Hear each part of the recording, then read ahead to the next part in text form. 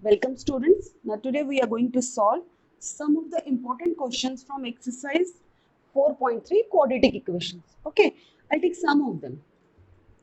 Say if you have 1 upon x plus 4 minus 1 upon x minus 7 equal to 11 by 30, and you are given that x is not equal to minus 4 and x is not equal to 7.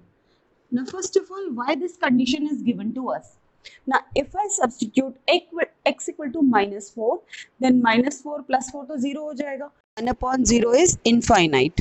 तो आपको ऐसे कोई भी values consider नहीं करना है जिससे denominator 0 हो जाए, बिकॉज अगर डिनोमिनेटर 0 हो गया तो ये इनफाइनाइट हो जाएगा. 1 upon 0 is infinite. ठीक है. So such question, now how to simplify this? In this type of question, you first take the LCM. If while taking the LCM, it will be x plus 4, x minus 7, right? And then cross multiply. This will be x minus 7 minus x plus 4. Here we need to calculate the values of x or the roots of the equation we have to find out. So this is the method that we have to do. Next step, it's x minus 7 minus x minus 4. X will get cancelled. This is multiply the denominator also. X into x, x square plus 4x minus 7x minus 28 equal to 11 upon 30. Now next, minus 11 divided by x square minus 3x minus 28 equal to 11 upon 30. Now this 11 and this 11 we can cut. This will become minus 1 and then cross multiply. So minus 30 equal to x square minus 3x minus 28, and then you can simplify this equation. This will be x square minus 3x plus 2 equal to 0. Just transpose it. After that, it is use the middle term split method. 2x minus x plus 2 equal to 0. This is x minus 2 is one of the factor. इसमें से x common निकाल लिया और इधर से क्या common निकालोगे? minus 1 to make it same. So the values will be the values of x equal to, who will write down. The next step is, now if the product of two numbers is 0, what does it mean? Either this is 0 or this one is 0 or both of them are 0. है ना? दो numbers का product अगर 0 है तो उसमें से कोई एक नंबर तो 0 होना चाहिए या फिर दोनों 0 हो सकते हैं. So if x minus 2 equal to 0, this implies x equal to 2. Same way, if we say x minus 1 equal to 0, this says x equal to 1. These are the two values of x. Got it?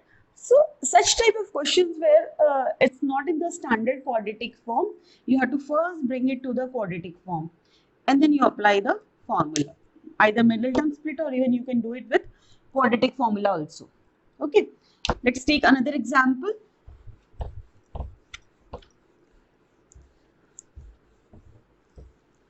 Next is question number 4.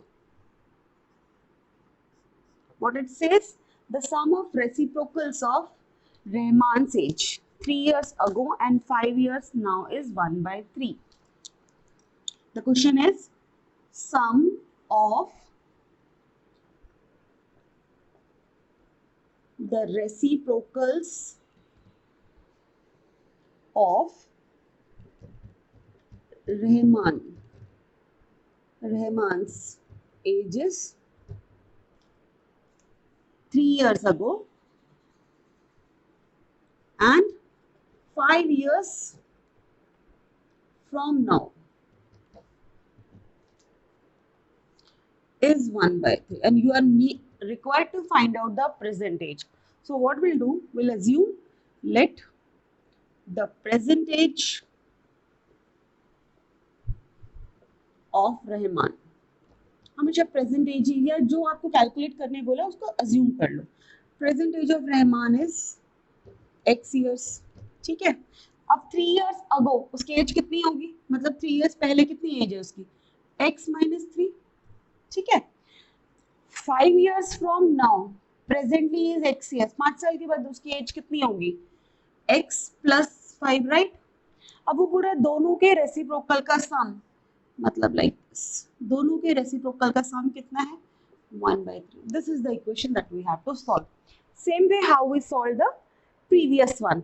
आप दोनों का मैं just एक starting बता देती हूँ, then you have to simplify it yourself. x plus 5, यहाँ x plus 5 आ जाएगा, इधर बीच में plus, and then x minus 3 equal to 1/3. इसको सॉल्व करो, do the cross multiplication and you will get the value of x.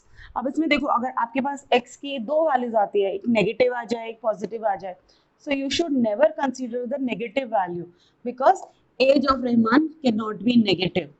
आप चाहो तो इसको सॉल्व कर लो. आपको प्लस करने से क्या मिलेगा, 2x plus 2 divided by, multiply करो, x square minus 3x plus 5x minus 15 equal to 1/3. 3 को क्रॉस मल्टीप्लाई कर दो, so it is 6x plus 6 equal to x square plus 2x minus 15. पूरा रीअरेंज करो, x square 2x minus 6x minus 4x minus 15 minus 6 minus 21 equal to 0. 21 को कैसे split करोगे, 7 3 is 21 और 7 minus 3 4 होता है. तो this is x square minus 7x plus 3x minus 21 equal to 0. तो एक आएगा x माइनस 7 और इसमें से क्या कॉमन आएगा, इसमें से 3 कॉमन आएगा. So if you simplify this you will get x equal to 7 और x इक्वल टू माइनस 3. ये आपको इग्नोर करना है, ये आपको नहीं लेना है बिकॉज x क्या है आपका, x is the age, so age cannot be negative, so we'll say age of Rahman is 7 years. this you should avoid. अगर आप इसको काउंट कर रहे हो तो आपके मार्क्स कट होंगे एग्जाम में. दिस यू शुड नो कि आपने क्या अज्यूम किया है, वो वैल्यू नेगेटिव हो सकती है पॉजिटिव हो सकती है, आपको वो चीजें ध्यान रखनी है सॉल्व करते वक्त. Okay, so this is your question number 4. Now next one, let's take question number 7. अब बच्चा अपनी बुक अपने पास रख लो, NCERT textbook exercise 4.3, question थोड़ा उसमें से रेफर करते जाओ. Question number 7, the difference of the square of two numbers is 180. Let the two numbers, देखो पहले डायरेक्टली हम डालेंगे तो थोड़ा मुश्किल होगा, तो हम क्या करते हैं, दो नंबर्स अलग अलग ले लो. Let the two numbers are x and y. शुरू में एक्स वाई ले रहे हैं, बाद में उसको हम कन्वर्ट करके सिंगल वेरिएबल में ले आएंगे. वो क्या बोल रहा है, difference of two square numbers, मतलब x square minus y square, दोनों नंबर के स्क्वायर का डिफरेंस कितना है 180. राइट. नेक्स्ट वो बोलता है the square of the smaller number. अब इन दोनों में स्मॉलर कौन सा होगा, आपने इसमें से x में से y माइनस किया ना, एक्स स्क्वायर में से वाई स्क्वायर, मतलब एक्स स्क्वायर को हम बड़ा कंसीडर कर रहे हैं. राइट. तो यहाँ से वो इंपॉर्टेंट है, x मेरा बड़ा है y मेरा छोटा है. Then he says the square of the smaller number, मतलब square of the smaller number is 8 times the larger number. This is equal to 8 times the larger number. This is the equation. Square of the smaller number is 8 times the larger number. ठीक है, तो y square की जगह पे ये डाल दो 8x. This is x square minus 8x equal to 180 और x square minus 8x minus 180 equal to 0. इसको सॉल्व कर लो. ठीक है, आपको एक नंबर मिल जाएगा. ठीक है, आपको नंबर कैसे मिलेगा, आप इसको मिडिल टर्म स्प्लिट कर सकते हो या फिर चलो now will go for the quadratic formula. x कैसे निकालते हैं, minus b plus minus root b square minus 4ac divided by 2a. तो सबसे पहले a क्या है, a1 कुछ नहीं है मतलब 1, b कितना है minus 8 and how much is c minus 180. Value substitute करो, x इक्वल टू माइनस 8 और माइनस b है तो वो प्लस हो गया 8 plus minus root b square, 8 का square 64 minus 4 into 1 into minus 180 divided by 2a. So 2 18 into 4 कितना होगा 720. 720 पॉजिटिव हो जाएगा, 720 प्लस 64. सॉल्व कर लो फटाफट से, पॉज कर लो video and then simplify. This is 64 plus 720 divided by 2. चलो यहाँ के बाद यहाँ आ जाओ. So x equal to 8 plus minus, it will be 784 divided by 2। 784 किसका स्क्वायर है? नहीं पता है तो सॉल्व कर लो। क्या मेथड है? या तो आप प्राइम फैक्टराइजेशन मेथड यूज करो पेयरिंग कर करके, या फिर आप डायरेक्ट भी इसको सॉल्व कर सकते हो। Let us it is 784। Direct अगर मुझे सॉल्व करना है तो 3 3 9 होता है, तो आई टेक 2, 2 2 4, 3 बच गया। कॉपी द पेयर 84, 2 का डबल 4। मुझे यहाँ कौन सा डिजिट कॉपी करना चाहिए ताकि मुझे 4 मिले? सोचो 4 किससे मिलता है? एक 2 2 4 होता है, उसके अलावा 8 8 64। If I right here 8 and here also 8, then 8 8 64, 8 4 32, 38. So 28, this is the square of 28. So next step 8 plus minus 28 divided by 2. ठीक है, तो एक बार प्लस लेना है। 8 plus 28 36, 36 divided by 2 is 18। ये फर्स्ट वैल्यू हो गई।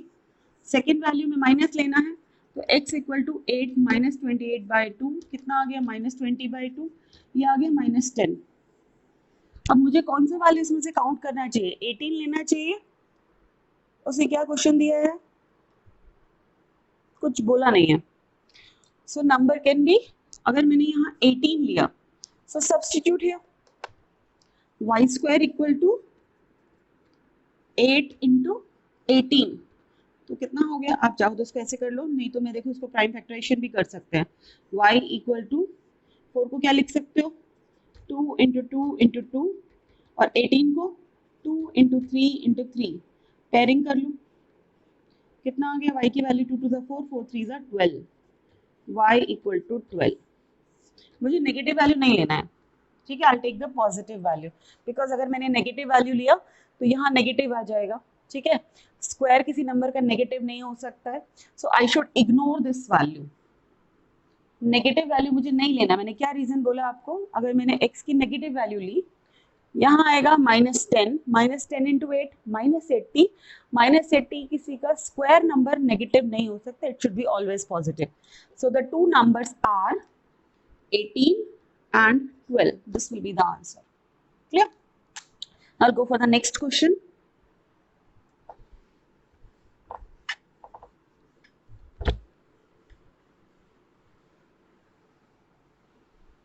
Let's take the next one. Eighth question.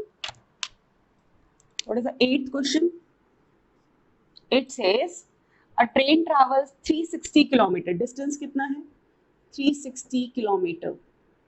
Then at a uniform speed, if the speed had been 5 kilometer per hour more, assume कर लो, let the speed of train कितना है?